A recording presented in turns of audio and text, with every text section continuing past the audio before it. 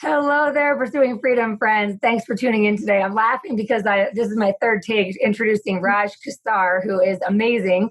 And Raj is in Orange County, California. He is the founder of the Boutique Real Estate Group. He's been in the business since '06. He's still helping buyers and sellers. He also has 30 agents in his company.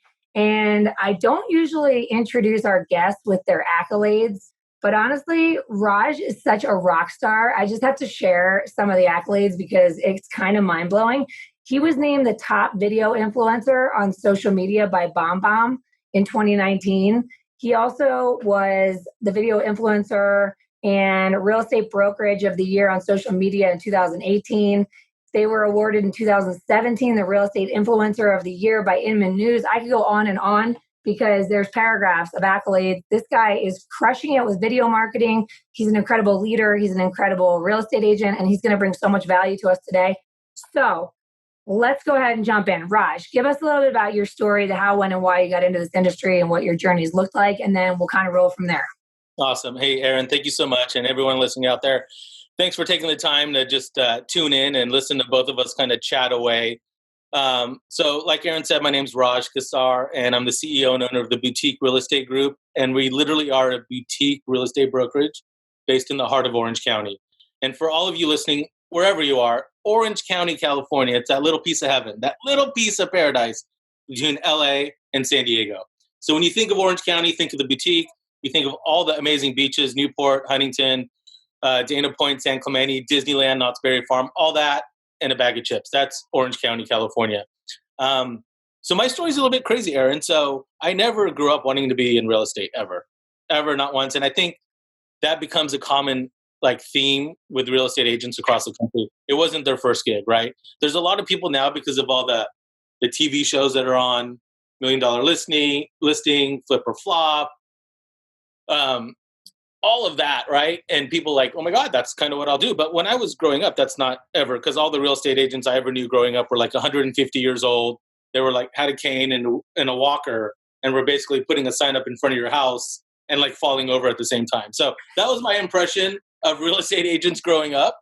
And so that wasn't sexy to me. It wasn't romantic to me. There was nothing techie or cool about it. So I went to college and had a bachelor's degree, a major in biology and a minor in chemistry. Oh, wow. Went on to medical school.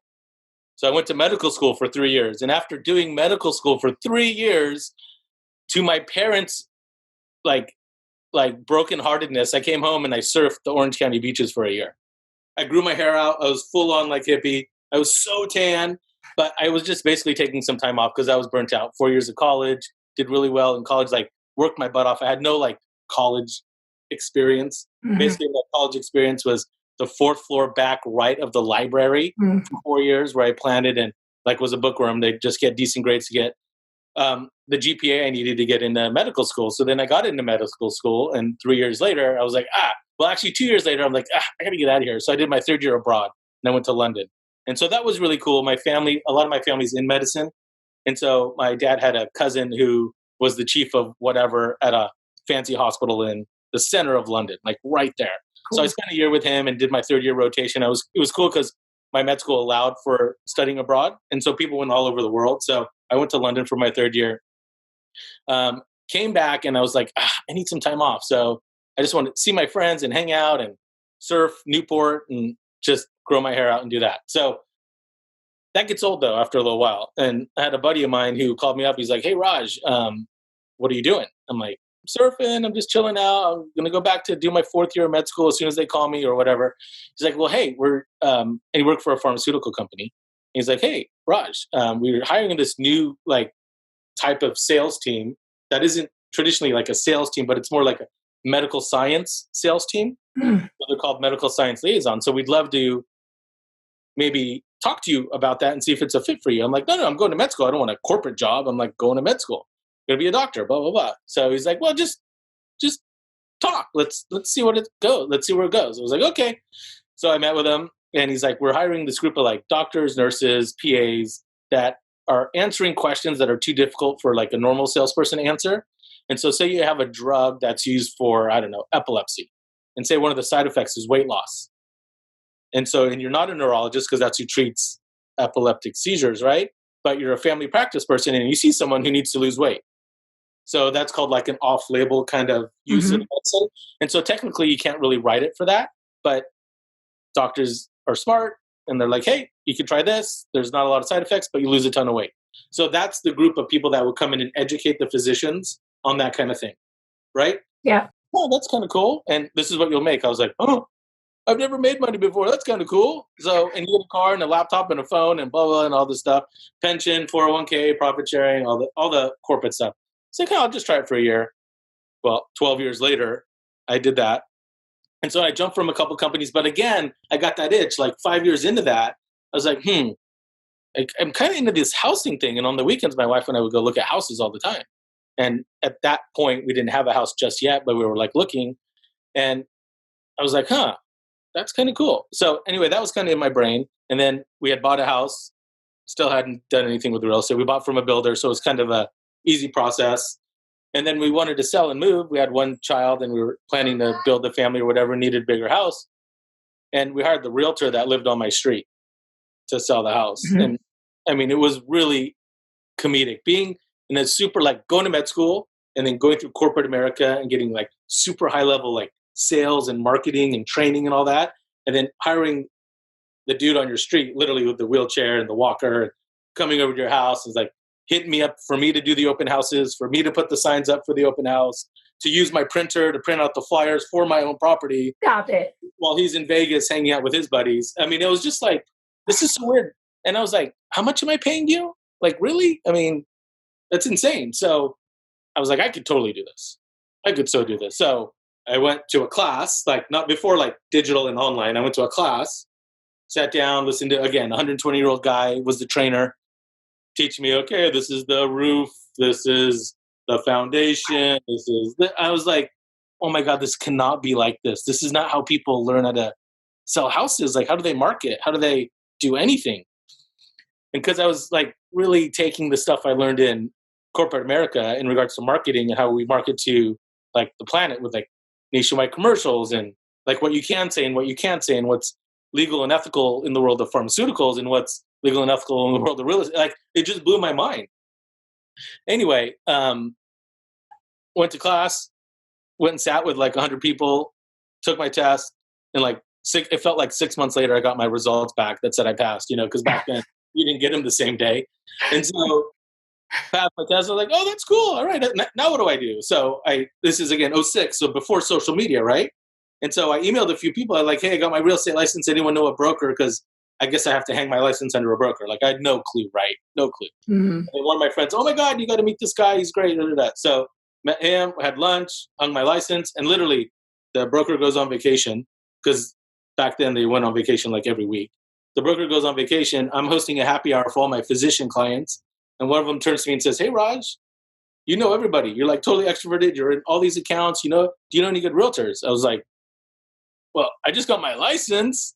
Happy to help you out. He's like, oh yeah, let's do it. I'm like, I don't know what I'm doing. He's like, let's go. I'm like, let's do it. We looked at 3 houses, wrote a book offer, got accepted. I got a check like 30 days later. No appraisal issues, disclosures, easy, boom, boom. I was like, this isn't, like, seriously? This is so freaking easy. What, did I just unlock like Pandora's chest? Like, how come no one else knows about this? Little did I know there's like over 1 million realtor, like blah, blah, all this stuff. So anyway, I did a halfway decent job. He referred me to his friend, all physicians. So he was like a resident physician. So he bought like entry level in California, it's like $500,000 condo. Then he referred me to his boss who bought like $800,000 house, and then his boss and his boss. And so I got thrown into this world of like what we consider like luxury real estate with a lot of my initial clients were physicians, like in my first year. That's amazing. But I still had a full-time gig. So I was like, okay, well, I can't be here, and do my corporate job and travel and still sell houses. So I got to figure out, like, I need to bring someone on to my team. So I started building a team. Oh, wow. So like right off the bat, I'm like, well, how am I going to do this? So I hired like an office manager who could also go out and like show houses because we showed every listing. So it's appointment only. Either myself or one of my teammates are always there. Lights on, music on, pool going, flowers blooming, birds singing, the whole deal, right? Every time we're at a listing, welcome to this house. Let me show you around. Okay. So we did that. And then they were getting busy and then they couldn't be in two places at once. So I started building 2 or 3 or 4. And then agents started calling me like, hey, Raj, like, you're busy. Like, you got some listings. Like, can we help you out? I was like, sure. This is how you can help me out. So I had a team of about 10 in my first, like, maybe it was probably my second year. Wow. I was still full-time, like 50, 60-hour a week job, corporate job. And then I had this real estate thing where I was clipping 2 to 3 homes a month on my own. And so it was like, oh, crap. And then, Aaron, then social media hits. Like end of 07, beginning 2008, Facebook. And I jumped on Facebook. And I started connecting with friends, not thinking business yet. Yeah. But then one of my buddies, who I hadn't seen since we skateboarded in second grade because he moved out of the state, looks me up on Facebook like, oh, my God, Raj, remember me? We used to skateboard together in the neighborhood. Yeah. I see you're in real estate. Can you help me buy a house? Light bulb. Boom. Create a fan page on Facebook back then. And I go to my local broker preview to pitch a listing. I'm like, hey, everyone, this listing is coming soon, before like Zillow hijacked the word coming soon. Mm-hmm. And I posted some initial photos on my fan page on Facebook. And so you can imagine the average age in a broker preview caravan is like 185 years old. And so when I tell these people that I have a fan page, they're like, who the hell is this kid? Yeah. Does he think he has fans? He's been in for 3 years. Like, how does he have any fans? But they didn't get it. So we jumped in Facebook really fast. And I'm like, oh my gosh, like this is a full-time gig, social media, right? Like, oh my God, now there's Twitter, right? And then stuff was just going faster than I thought. And so I had to hire someone to do social media for us full time. So literally sat there with like a piece of paper in our office. Okay, Monday at 8:00. Let's talk about, okay, that's the morning. It's breakfast. Let's talk about kitchens and what we're cooking. Okay, now it's lunchtime. What are people doing at lunch? They're driving around, or maybe it's like sunny outside, you know? Let's talk about the beach. Let's talk about a listing at the beach. And now it's dinner time. What do people do? They like to go out. And so we started like doing like a content calendar really fast. And our Facebook page started like going boom, boom, 1,000, 2,000, 3,000, 10,000, 20,000, 25,000. And we're like, oh crap, we've got something here. And then ads started going. So we're like, let's start running ads. This is so cheap right now. Like, let's start running ads on Facebook. And then, oh crap, now Instagram's here. So like, this Instagram, is this going to take off? So we just got caught up in all that really quick at someone managing that full time. And literally people would start recognizing our listings on social media before they'd see them on the MLS. Wow. Which was crazy. Totally crazy. So that was like light bulb moment for me. I'm like, and then people would call me up and be like, oh my God, you sell like 8,000 homes a year. I'm like, not really, that's social media. You know, like you look a lot bigger on social media than what you're really doing. And so I remember in the middle of '08, our social media stuff was kicking. I was busy. I still had my other job. And I'm literally in the little town that I'm marketing myself, my own team.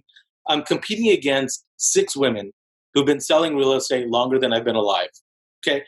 All of them, they're like, oh my God, I remember I sold their brothers, daughters, friends, great-great-great-grandmother's first home in Yorba Linda in 1907. You know what I mean? Like that's who I was competing against. I'm like, and I look at their marketing and they have like crazy market share. I'm like, but did they even show up to the photo shoot? Or do they leave a key under the mat and the photographer shows up and that's it? I'm like, we got to do something different. And so I'm like, I jump on Google and I was like, I got to find something cool. I got to find something different. Like we're kicking their tushy on social, right? But there's got to be something else. Our website was beautifully designed. I had a full-on graphic designer build a site, integrate stuff. I had this guy I met at a meeting who like coded the back end, had dashboards in Google. So I know what people were clicking on. Like the tech part was really fascinating to me. But I'm like, I'm going to shoot a movie. I'm going to shoot a movie on listing. I just need the right listing. And what year was this when you did the first movie? 2008. Wow. 2008. Wow. So we shot our first video, movie, short film, whatever. And I'm like, I want people to know what it's like to live on this street, in this neighborhood, behind these gates. So there's like 95 homes in this neighborhood. Yeah. And gated.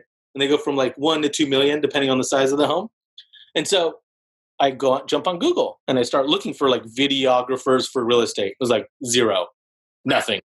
Like shooting video for real estate, nothing. Shooting, but like I put all these keywords in and I ended up on this wedding videographer's website who was telling stories about guys and gals and like when they get engaged and like following them around and telling like their love story, basically, right? I'm like, I kind of want to tell a story about a house. That'd be cool. So I call him up. I'm like, hey. He's like, congratulations. I'm like, I already did that. I'm not getting married. I already did that. I'm like, I want to tell a story. He's like, okay, about what? I'm like, about a house. He's like, huh?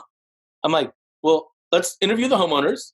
Let's interview a local resident. Let's interview like someone who like knows the area, and then me. Wow. All four of us could kind of be on this. And then while we're talking, you're showing little clips of the house, the area, whatever. It's like, sounds good. Let's do it. So we got the listing. It was an expired listing that a big box broker had. And literally someone came in, took photos and left, didn't show up again. They had 3 showings in 120 days, no offers. So we come in. First of all, we're crazy about staging. So besides the video stuff and the marketing stuff and all that stuff that you talked about earlier, I have a warehouse of stuff that I've been collecting since 2006. Because when people sell, they always want to give stuff away and no one wants their stuff. So we just happen to be the happy receivers of a dining room table, a couple couches, a TV, a hutch, a whatever. Oh my gosh, that's genius. Genius. So we have about a 2,000 square, well, it's grown. So my warehouse used to be my garage. Yeah. And then my wife kicked me out of the garage. Like, when my neighbors were selling at the very beginning, I'd be like, oh my God, how do you not have a dining room table in a 4,000 square foot house? Like, that's insane. Oh, I have one. Let me go grab mine. So I'd literally go to my house and my wife would be like, what are you doing? I'm like, they don't have a dining room table. I promise. After the photos, I'll bring it back. That's kind of how it started. And then, Aaron, people start giving us furniture. So now to this day, my team has a 2,000 square foot warehouse with like the roll up door where you could pull up a moving truck and like load stuff and do all that. I mean, it's a hot mess if you saw it, but at least our stager knows where everything is. Did you buy a moving truck too? No, I didn't buy a moving truck, but we rent like we use movers, like real movers. Yeah. That have insurance, and because if they drop like a couch down the stairs of a $5 million property, like shoot me now, right? So we have a warehouse full of that stuff. So anyway, so we staged this initial house, shoot the video, and the videographer and I, it probably took us about 2 weeks to cut the video. In the meantime, I listed the house, got multiple offers, sold over list price, and we were in escrow. So we were moving along, and I like almost forgot that we even shot a video on the property. But our sellers were 2 lawyers, husband, wife. They're like, hey, you kicked us out of the house that day for that video. Whatever happened to it? I was like, oh, crap, that's right. Let me check in. So I called I'm like, what's up? He's like, here's the cut. So I look at it. I'm like, oh, my God, that's like awesome. Like, now what do I do with it? Like, I don't even know what to do. Like, where do I post it? You know, that's like, oh, my YouTube, you know, like figuring this stuff out as we go. So I send the link to the sellers. They're like, they don't say anything. They send it. So this particular neighborhood in the city called Fullerton, it's called the Presidential Collection. And they do a bunko/drunko group once a month. And the way you know who's hosting it is they put a pink flamingo in the front yard. And that's how you know what neighbor's hosting. Anyway, so there's an email list. These sellers send to their entire neighborhood email list the video. Oh my gosh. So that was the start of, hey, Raj, we saw what you did on this house on Harrison Court. Yeah. We're thinking about selling. I've never seen anyone do a video like that. Are you guys from Hollywood? Like, I don't even get it. Like, but Aaron, to tell you the truth, we're so embarrassed by the quality of that first video that it's not even like live on our YouTube channel. Well, I mean, I was going to ask you when you were telling me about the videos before we were recording and everything I read, and I'm thinking, oh, he makes movies and he lives in California. He probably has a background in film. And then I was not expecting medical school and medical sales. Yeah, right. I know. Crazy, right? So we got call after call. And to this date, so that was probably like, that was 2008. We've done 16 listings in that neighborhood.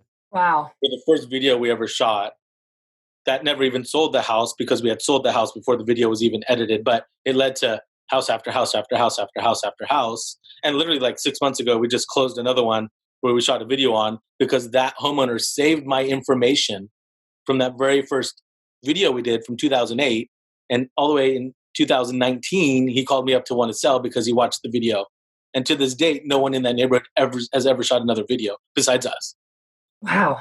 So it was just crazy. And that was just like the tip of the iceberg. I could go on and on about how video has been so impactful about stuff, but that's kind of like the story. Well, all right. I've got a question for you, because not to make this all about video, because we have other stuff we want to talk about, like how to survive, coronavirus and the real estate market and things like that. But I am curious. One of the things that I've been really fascinated by with the podcast and all the people I've interviewed, all the people you get to meet, and you know it too, is that there's a lot of diversity in how people run their business, whether they decide to be a solo agent, whether they decide to start a brokerage, whether they decide to have buyer's agents or just full-time assistants or whatever. And some of them leverage video and some of them don't. And some of them do social media and some of them are grassroots on the phone all day, every day, making calls and sending handwritten notes. My question for you is, where we are right now in 2020, how would you advise agents? Do you feel like video took off and snowballed and all the social media because of who you are and your curiosity around its impact? Or do you feel that it's fair to say it's a blanket statement, get out of hiding, and get in front of the camera because that's the future? Like, do you think that people can still run their business the old school way, if you will, and not embrace the future of marketing? Or do you feel like this tidal wave isn't slowing down and people need to get on and ride it because it's the best way to get the most exposure? What are your thoughts on that? Well, I hope everyone does it the old way so the new wave agents can come in and just totally take over. Because honestly, if you're doing it the old way, I said this back in like 2008. There's this like path. There's two paths. There's the path going old school and the path that's going new school.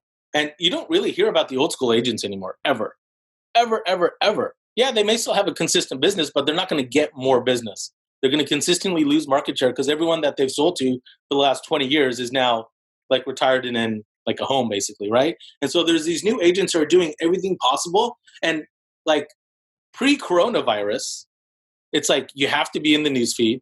You have to be pushing stories. If you're not in the newsfeed, if you're not in the story feed, you don't exist, right? So if I'm in line at Starbucks getting a $5 coffee and I'm scrolling through because there's 3 people ahead of me and I'm impatient and I want to know what's happening every second of the day, and I don't see an ad or a post that you've done as an agent in my neighborhood, I literally don't think you exist, okay? But today the story is you have to go live. You have to be on Zoom calls. You have to be on Facebook Live. You have to be on Instagram Live. Like I can't get a video glued to a home right now because we can't have over 5 people together. And we'd all have to be 6 feet away, at least. So it's not going to happen. So you have to innovate. Yeah, no question. You have to innovate. And so innovation right now doesn't mean finding the next or creating the next social media app that the entire planet's on. That's not what I'm talking about. I'm not talking about building a new TikTok. That's not what I'm saying. But what I am saying is you have to pivot your thought process. And right now it's all about innovation and going live. You have to go live right now. That is the way you're going to be seen in the feed because everyone's like at home and online. And so even though we're not having as many like physical showings at all of our listings right now, the analytics for everything that we're doing online is through the roof. Yep. That tells me that people are looking online. And so once we come out of this, you need this time as an agent to build your pipeline. This is what it's all about. And I'm kind of taking bits and pieces from my top 5 things, but about how to survive coronavirus right now. But you have to build your pipeline. And building your pipeline is going to be different for everyone. So are you going to finally master and have a content calendar for Instagram? Are you going to figure out what your hashtags are that resonate in your hyperlocal community? Are you going to figure out what alt text is on Instagram so it pushes that kind of stuff to Google and so it pushes to SEO and you resonate on search? Like, what are you going to figure out right now? Is it going to just simply be going live? And like going live with people like yourself, we have never met in real life, right? Yeah. Going live with people like yourself, or like I said on a call the other day, go live with first responders. Like if you have a friend or a neighbor who's a doctor, a nurse, a paramedic, why don't you go Instagram live with them? And just like 20 minutes, 25 minutes, and like tell us what you're seeing right now. How is it out there? How can I help? What is something that your sphere needs and how can I help? Like stripping that realtor badge off of yourself and being like a person and who's like influential in the community. How can I help? What can I do to help? Well, you touched upon a couple things there when you said like, are you going to finally figure that thing out? And that's so huge right now because what else should we be doing right now but educating ourselves on how to be working smarter, working smarter, not harder when we come out of this? Because yeah, we're being forced to slow down in some ways and we're being forced to pause, but that's an incredible opportunity to learn and to try on new routines and new habits that will carry you through beyond the coronavirus. So in terms of, I do have one question before we move on because I want to cover for sure. I want to touch upon all the 5 things. But what do you advise agents in this day and age when we talk about your story? You were so cutting edge, you were so ahead of the curve, and you were so open to embracing innovation. It sounds like the whole journey, which is so important and has been so impactful for the success of your business. What about now when there is so much noise? I mean, are you guys specifically advising on like tactical stuff on how to be visible and how to make sure you are in the feed and you are in the stories? Is there like, how do you cut through the noise when it is so much? Well, I think right now what's been really resonating with our team is like community groups on Facebook. So those are groups that you can create and invite people in. So we have a really active one in my neighborhood called Seriously Your Belinda. And there's about 3,600 people in it. And the analytics of that group are like when you look on the back end are like that. But we're not talking about real estate at all, actually, at all. But it's like, hey, where can you find toilet paper right now? Right? Or anyone need help? Like my pinned post, my announcement in the group is like, I'm here to help. Here's my direct, and again, 3,600, I don't know 3,500 of them, you know what I mean? But like, here's my cell number. This is my personal number. How can I help you? I'm able and willing and healthy to go pick up food for you if you need me to pick up food. Grab toilet paper. I'll leave it on my front doorstep.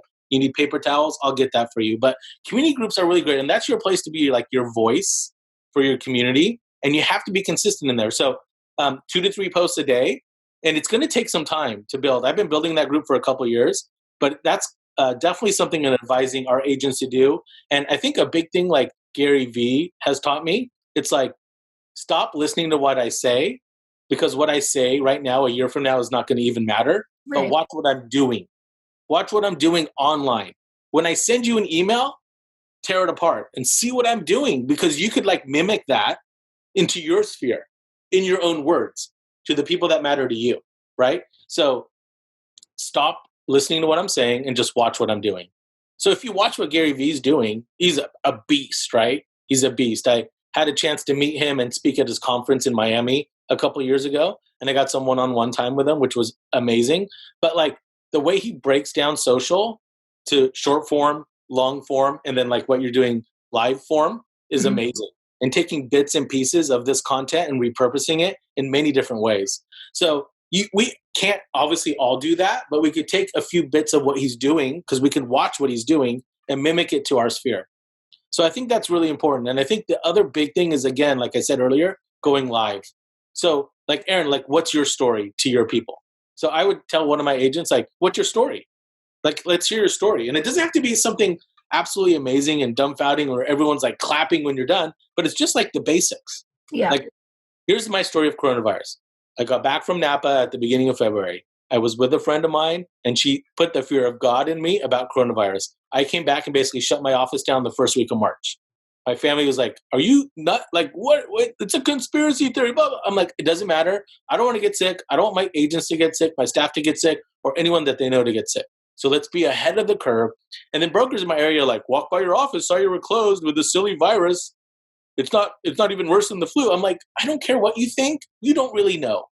First of all, and call me an early adopter in tech and video and marketing, but I'm going to early adopt the virus. Like, we're going to be ahead of the pack here. So when the rest of you have to close down, we're already there. And we're already learning how to work from home and be digital and be productive. So I think that's really important. You have to like see it. You have to see it. What is your thought? You know, a lot of the listeners are hearing this and they might be feeling overwhelmed because there's so much new information. It's not a habit for them. They feel behind the 8 ball when it comes to implementing these strategies.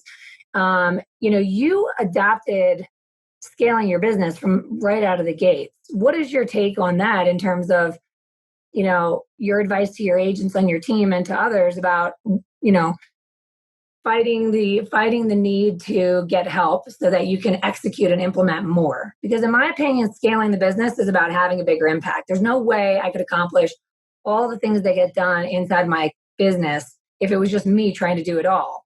So you clearly believe in, hiring people that are good at what you need to get done. So what's your advice to people that kind of are avoiding that reality? Well, it's a 4-letter word, and it's a 4-letter F word, but it's not the 4-letter F word you're thinking about. It's fear. Yeah. FEAR. So Yep. people are scared. And like when you watch TV and the media and the press, there's really not a lot that's positive. And so people are taking fear, and like Tony Robbins spells out fear with an acronym, FEAR. So it's like false evidence appearing real. Mm-hmm. False evidence appearing real, fear. So people are scared. And so you have to like change your mindset in regards to fear and not be scared.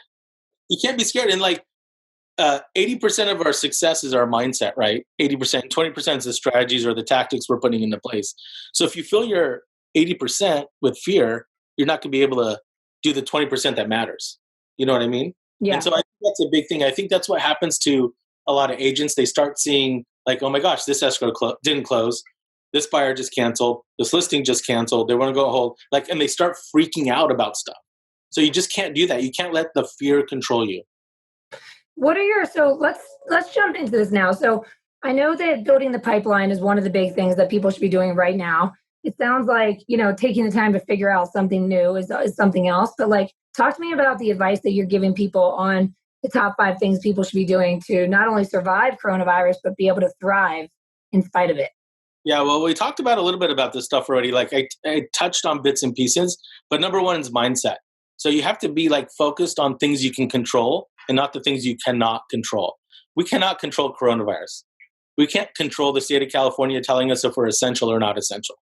But what we can control is, like I said earlier, like don't get sucked into the fear. Don't get stuck being scared about doing stuff. So control what you can control. Like, for example, if you have a drip going, like an email drip going to current, past, present clients, whatever, you need to stop that drip, reevaluate all those emails to make them present day. Because if you send an email drip that's like, hey there, ever think of selling? Here's the value of your house. Like right now, that's not going to resonate with people. And they're going to know it's canned and you get the unsubscribe, right? So you need to pause on all that kind of stuff, take a step back, rewrite everything, and maybe even stop everything completely. Instead of sending an email to that person, call them or text them. Say, hey, Aaron, thinking about you and your family. How you doing with all this? Is there anything I could do to help? That's going to resonate way more than, let me tell you the value of your home right now. Oh, yeah. Okay?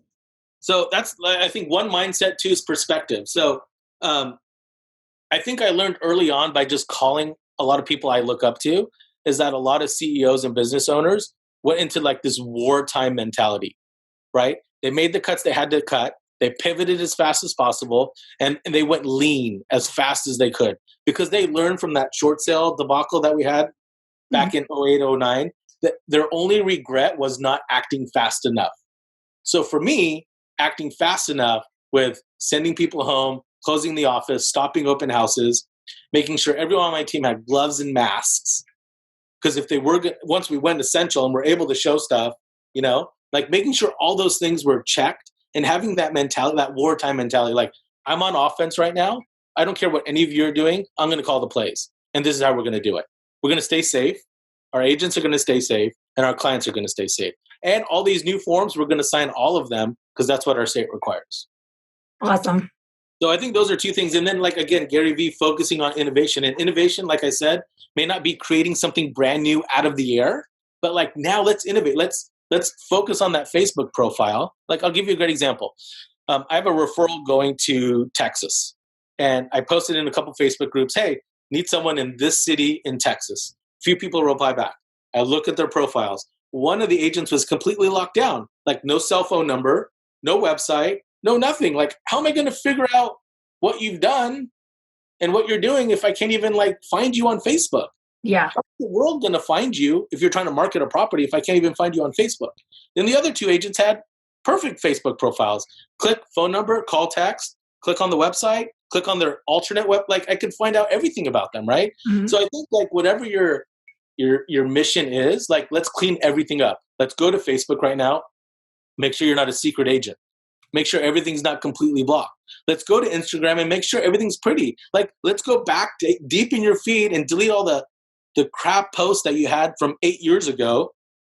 Delete, delete, delete, delete, delete. 1 like, 2 like, 3 likes. Let's get rid of those. Let's clean up the profile and let's make sure it's nice and pretty. Make sure there's a link for someone to go to. Hashtags are hyperlinked now. Make sure you have your right hashtag. And let's make sure Instagram's great. LinkedIn. Let's clean up that profile. Let's get a new headshot.